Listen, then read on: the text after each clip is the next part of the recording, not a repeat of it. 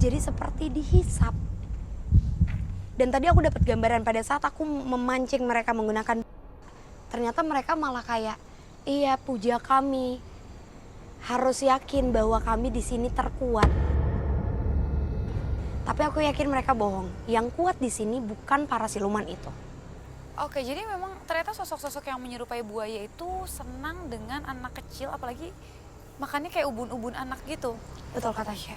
Makanya kalau kita lihat di sini sebenarnya nggak ada gerbang apa-apa, tapi entah kenapa justru tubuh atau jenazah itu selalu nyangkut di daerah sini. Iya. Karena ada mungkin portal dari mereka gitu ya, Fris? Jadi kayak tertabrak. Dan itu Ada ada gerakan lagi lagi. gerakan di sana. Coba mending kakak tanya. Jangan-jangan sosok ini emang kenal sama sosok yang kita cari. Itu rumputnya kelihatan banget loh di kamera aku goyang. Kayak ada Tapi sesuatu nggak ada di situ, binatang. iya. Jadi wujudnya itu seperti sosok manusia, tapi dia berjalan merangkak.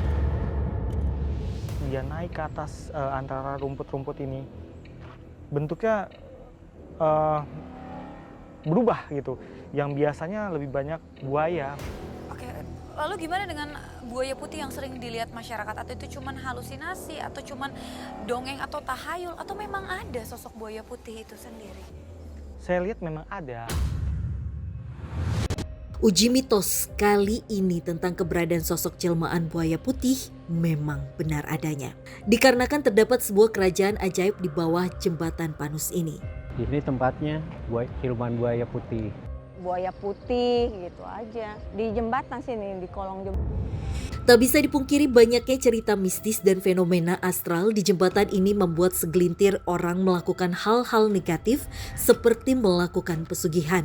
Kalau pesugihan memang ada di air pancoran itu. Kadang-kadang orang yang mau naik pangkat, kadang-kadang ya yang mau bercerai jadi nggak jadi bercerai gitu. Oke, lalu gimana dengan buaya putih yang sering dilihat masyarakat? Atau itu cuman halusinasi, atau cuman dongeng atau tahayul, atau memang ada sosok buaya putih itu sendiri? Saya lihat memang ada.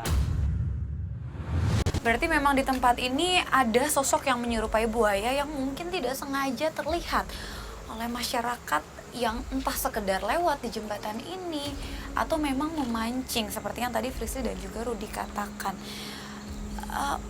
Kita bisa coba komunikasi nggak sih dengan sosok yang ada di sekitar sini? Karena memang selain kita mau cari tahu soal buaya putih, kita juga mau tahu tentang Eti.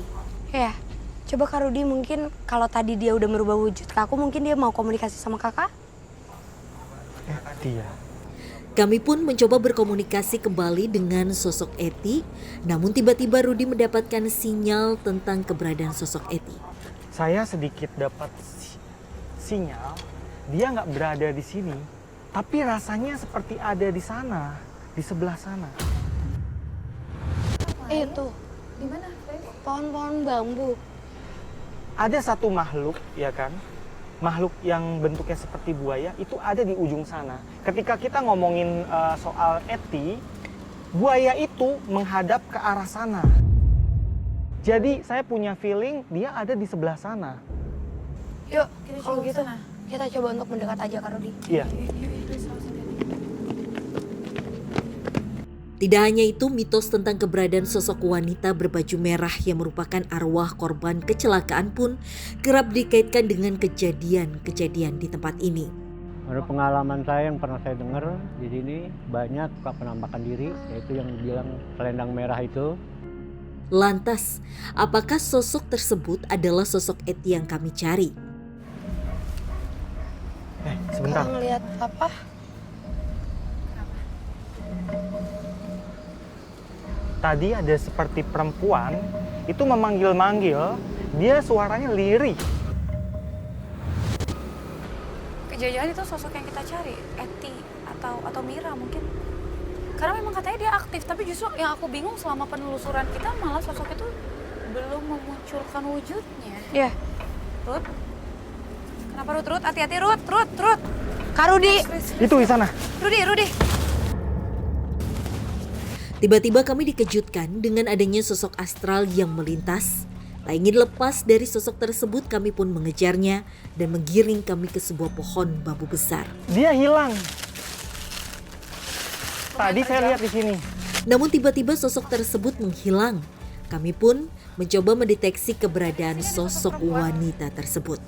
Priestley, coba Ya. kamu konsen cari di mana dia. Tadi dia ada di sini, Pris. Kenapa Chris kamu nunjuk ke sana kenapa? Bambu. Belakang bambu. Tak selang beberapa lama sosok tersebut muncul kembali tepat di belakang pohon bambu. Ini bambunya juga udah aneh ya secara Iya. visual. Dia miring. Lihat deh.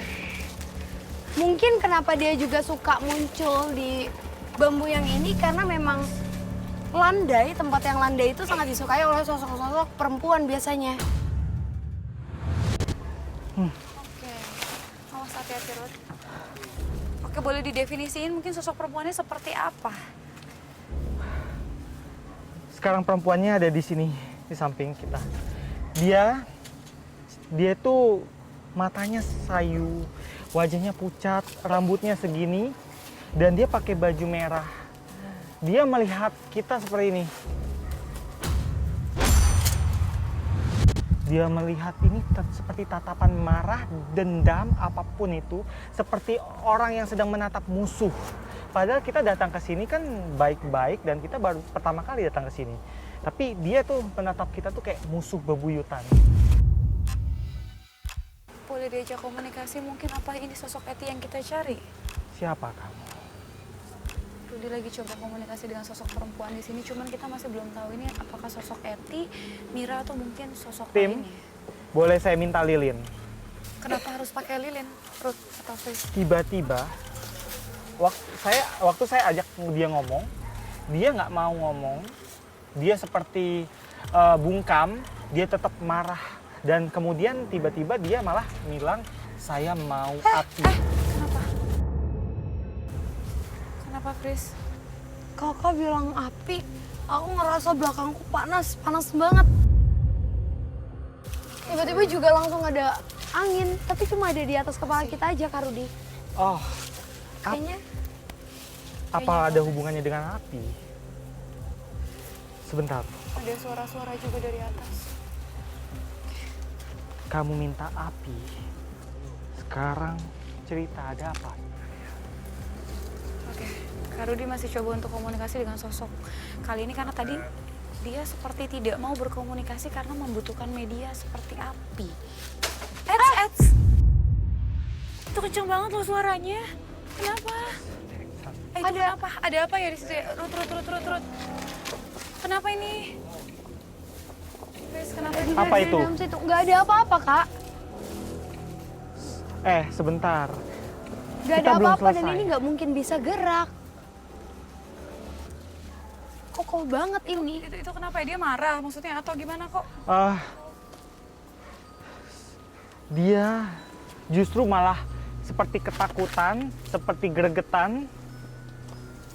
Tapi dia nggak gamblang. Ada apa ini sebentar? Ini kamu minta api, ini sudah saya kasih.